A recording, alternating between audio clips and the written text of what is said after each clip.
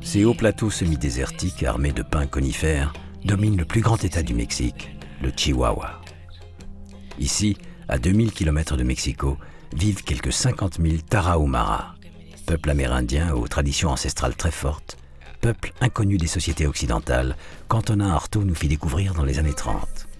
Le poète, en quête de sensations nouvelles, a vécu pas très loin de ce petit village.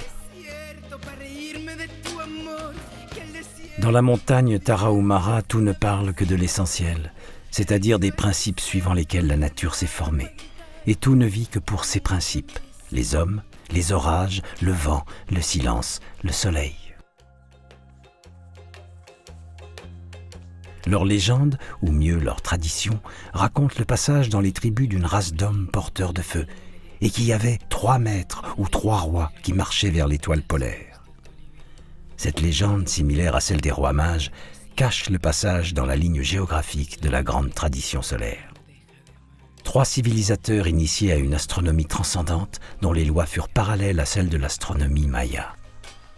On sait que le culte astronomique du soleil s'est exprimé universellement par des signes, mais jamais je ne les ai vus pulluler dans la nature comme au sein de la Sierra Tarahumara, écrivait Artaud en 1936.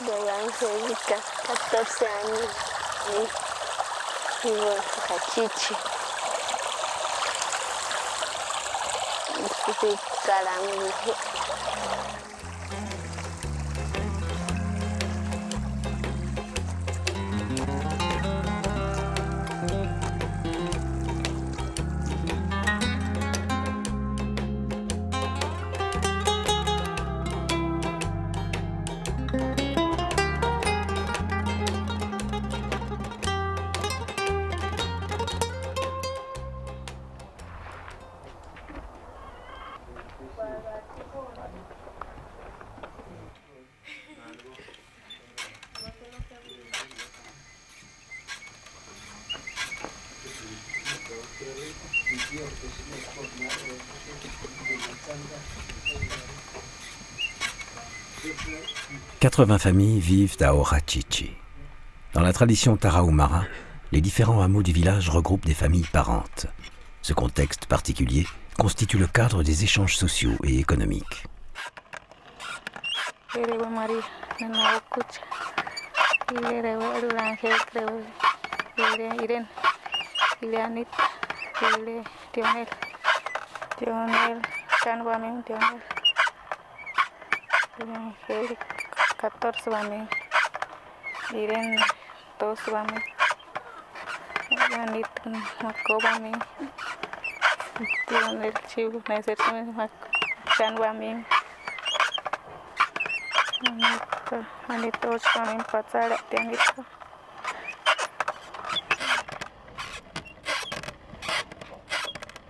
L'éreintante activité à laquelle s'adonne Angelica, sous l'œil attentif de sa sœur Irène, consiste à piler des grains de maïs en fine poudre.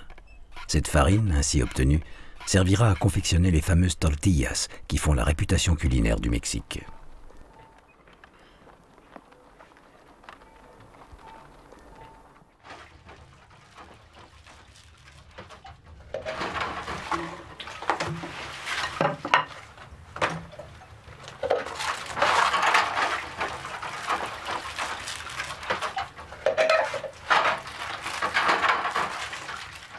Nous sommes samedi, et le samedi, comme le dimanche d'ailleurs, pas d'école.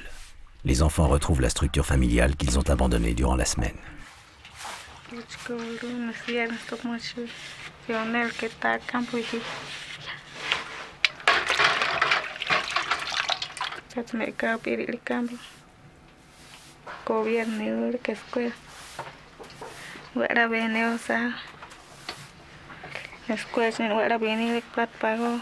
Pichima,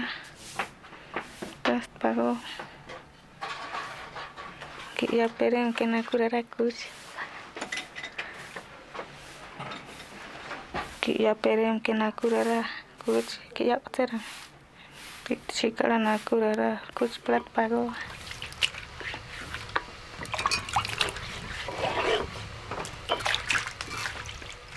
Pour la préparation du repas familial, tout le monde met la main à la pâte, au sens propre comme au sens figuré. Ce sont les jeunes filles qui réalisent les tortillas qui alimenteront le repas du soir.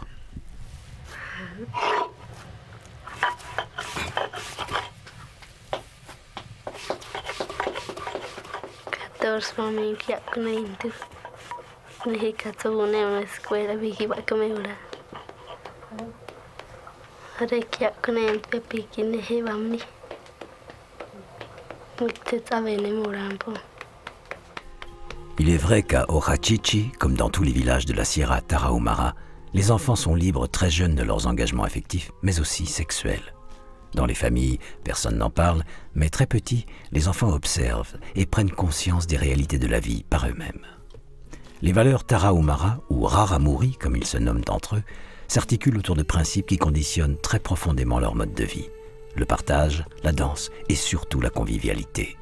Au sein des villages, beaucoup de réunions sont organisées, sorte de thérapie de groupe alimentée de larges discussions et surtout de tesuino, une bière de maïs fabriquée localement. Pour le Raramuri, les tesuinades sont culturelles et durent 2 à 3 jours. Aucun engagement n'est pris au cours de ces réunions, tout y est pratiquement permis et surtout, tout est oublié et pardonné le lendemain. Les enfants participent très tôt aux tesuinades, mais ils ne pourront boire du tesuino que vers 13 ou 14 ans. À travers cette valeur culturelle, une liberté de fête leur est accordée. Cette liberté s'exprime souvent par une attirance sentimentale et surtout physique. Souvent très jeunes, les enfants vivent en couple. Dans ce début de relation, les parents essaient de les séparer, mais mis devant le fait accompli, ils abdiquent très vite. L'enseignement des valeurs traditionnelles se fait souvent en famille. Ce soir, Jesus Manuel, le papa, évoque sa propre expérience scolaire. Au travers de ses propos, et comme tous les papas du monde, il essaie de faire comprendre aux enfants les différences dans l'évolution de l'école entre les générations. Ce récit n'est que prétexte. Jesus Manuel, subtil, s'attache à montrer que les valeurs traditionnelles Raramuri perdurent. Mais même s'ils sont attentifs aux propos de leur père, les enfants connaissent déjà la plupart des traditions du peuple Tarahumara.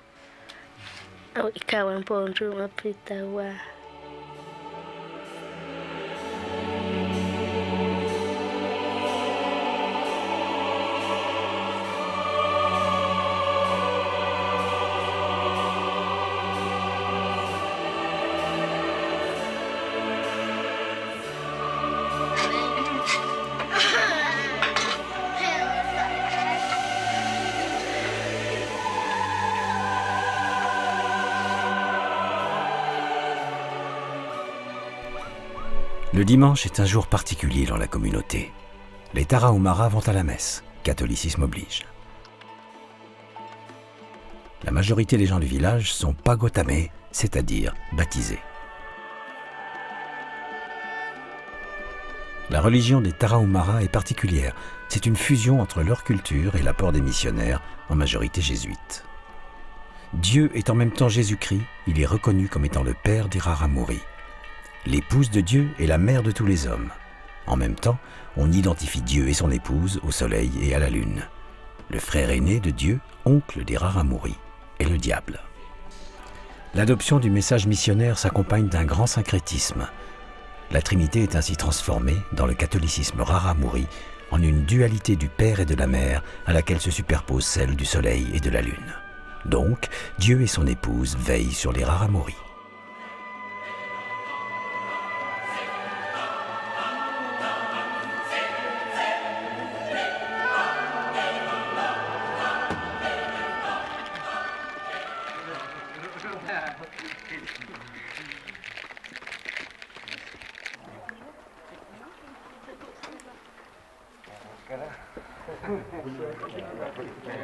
Le dimanche matin est aussi prétexte à réunir la totalité de la communauté. Le village s'étend dans toute la vallée et les habitations les plus éloignées se trouvent à quelques 2 heures de marche.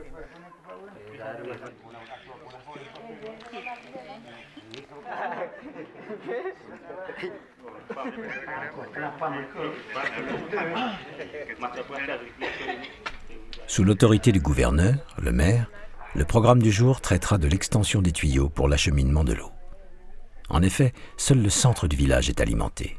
Peu de puits existent et l'approvisionnement des autres habitations se fait à la rivière quand elle n'est pas gelée.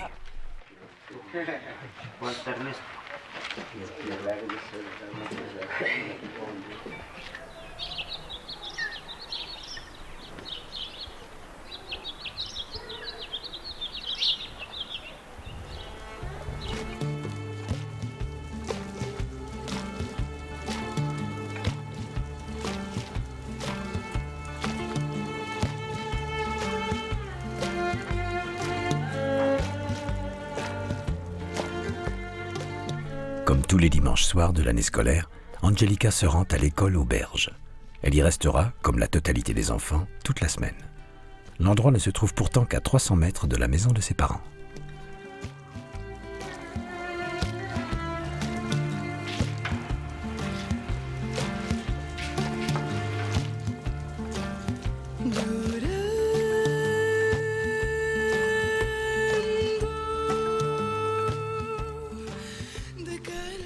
Peu à peu, le centre du village, si désert le week-end, s'anime de cris et de rires d'enfants.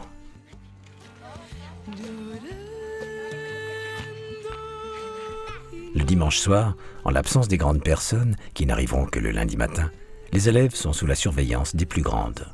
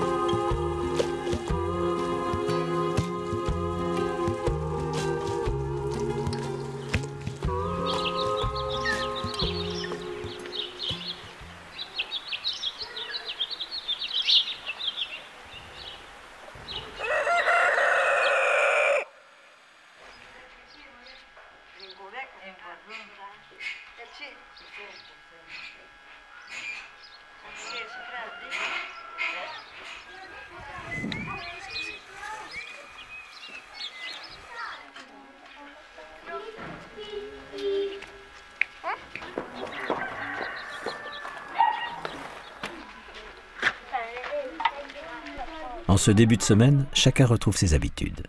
La toilette, mais surtout les éternelles séances de coiffure. L'aspect de la chevelure a toujours eu, comme pour tous les Amérindiens, une très grande importance chez les Tarahumara.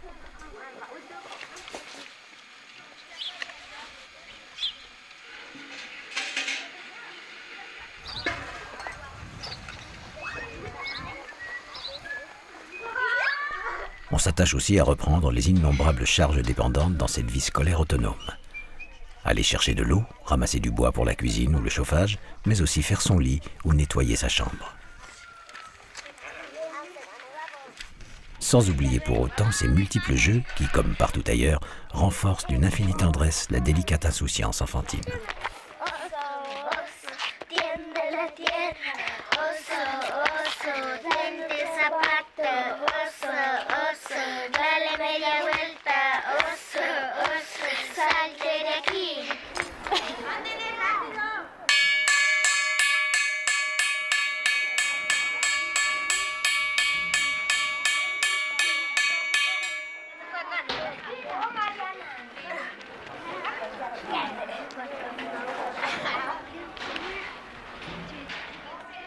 Les jours de la semaine sont identiques. Après la toilette et le nettoyage des chambres, un rassemblement proche d'une dynamique militaire annonce le petit déjeuner. Pourtant, l'organisation de cette école est une véritable controverse de l'histoire de ce peuple. Depuis 1639, date à laquelle les jésuites installèrent ici des missions permanentes, les Tarahumaras ne cessèrent de se rebeller contre les regroupements forcés. Depuis les années 30, diverses tentatives visant à les regrouper et à les doter de structures administratives modernes ont eu un succès mitigé.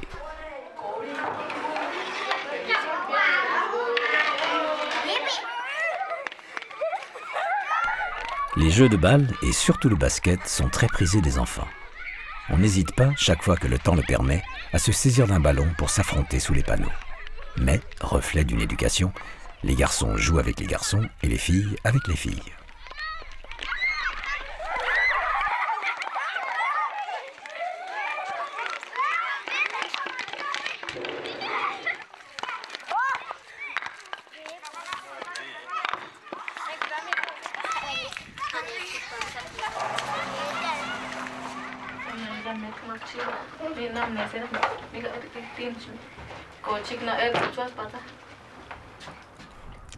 Dans la maison d'Angelica, Maria, la maman, intime l'ordre à Lionel, le plus jeune des 4 enfants, d'aller faire paître le troupeau de chèvres.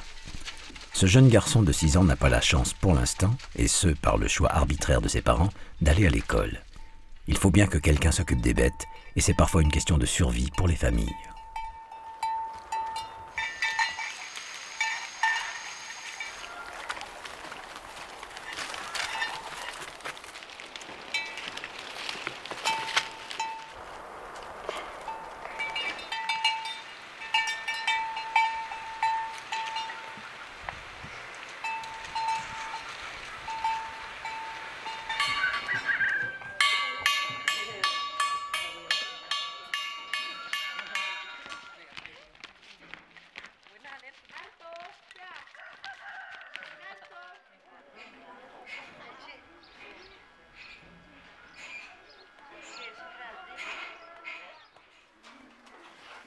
Trois instituteurs sont affectés pour dispenser les cours à la 50aine d'élèves qui peuplent en permanence l'école. Les classes sont regroupées, par manque d'effectifs enseignants, en 3 groupes. La première avec la 2e année, la 3e avec la 4e année et la 5e avec la 6e année. Angelica est en 6e année, ce qui correspond au CM2 dans notre système scolaire.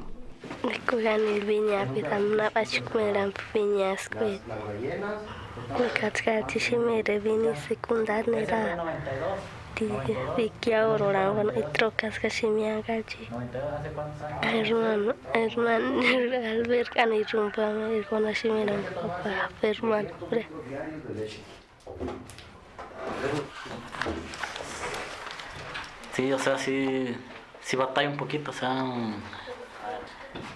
sea, cuando hay, como yo atiendo a lo de tercero y cuarto, es que a veces, por ejemplo, tengo que agarrar, o sea, quinto y sexto y es cuando me involucra más, o sea, batallo más.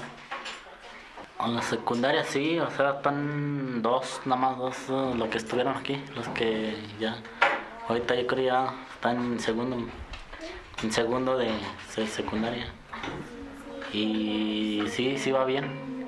Y otro pues le dificultó, o sea, aquí está ahorita, pero ella está aquí en Sohawash.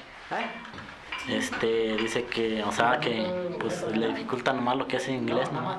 O sea, anda, no puede, o sea, no lo puede aprobar y reprueba siempre ahí, o sea, le dificulta mucho. Y es un problema muy grande, o sea, los niños nada más terminan aquí en primaria, o sea, de sexto y si se casan o sea, se van a la Tezhuinao, y ya se van, o sea, se casan, se vuelven en el matrimonio, o sea, ya se matrimonian ahí y se van. Outre les classes du primaire, il existe aussi un jardin d'enfants à Ohachichi. Lionel, s'il n'était astreint à la garde du troupeau, y aurait certainement sa place. Mi nombre es Ana Cecilia Maximino Montoya y tengo 21 años. Aquí en esta escuela tengo 5 meses apenas.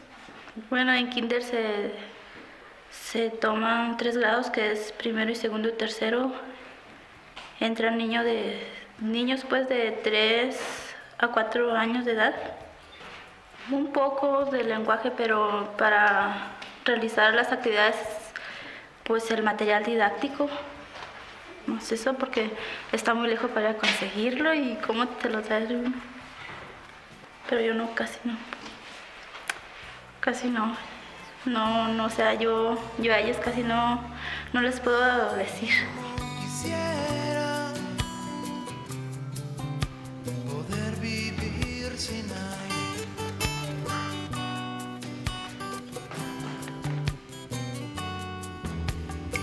como quisiera poder vivir sin agua.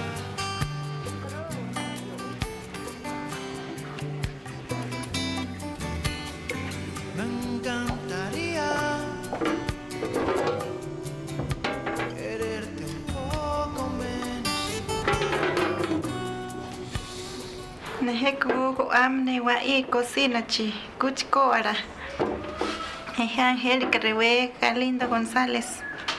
Neheku inots manayo va mía pshin inots cuchcoa. Cuchi gobierno are ko wam wel waselia ti. Ko wam ko shi shin bio kwa metzandra pali ko ami. Son stetsa shuba stetsa ashine paliwa. Ko wam na kalchijos ini. Wel pajika a pues cuelga la comea shinbi que shineto nalki tishurga prel makuchi square I shinbi anapuita lepa come wachiko ami wel ko patro ko wel trokru kuna supo wel paru wachiko am ko shinbi a kwame tsanra malis mako kuchiko am ni wa I shinbi rawe malis makoi itsosa mnats shine kach perashimti ne wan gable sarten bochui.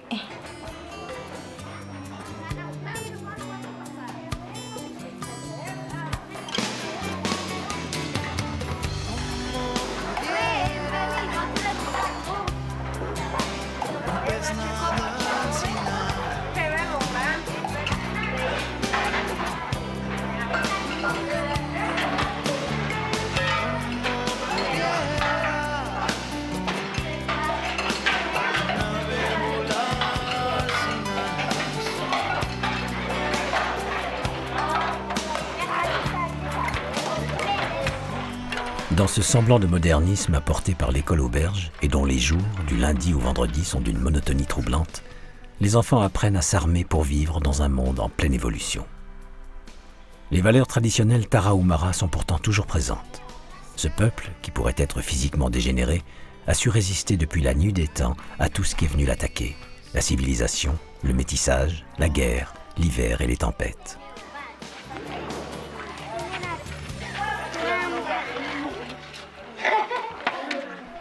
Artaud écrivait « Si incroyable que cela paraisse, les Indiens tarahumara vivent comme s'ils étaient déjà morts.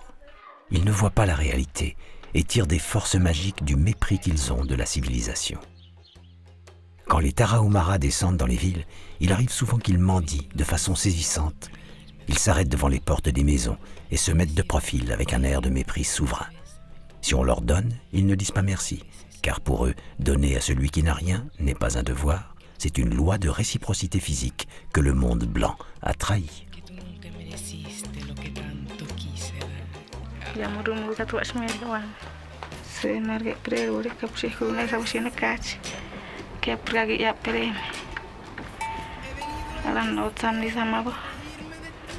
Se marga preulka proya si raskat sarem pipa segunes.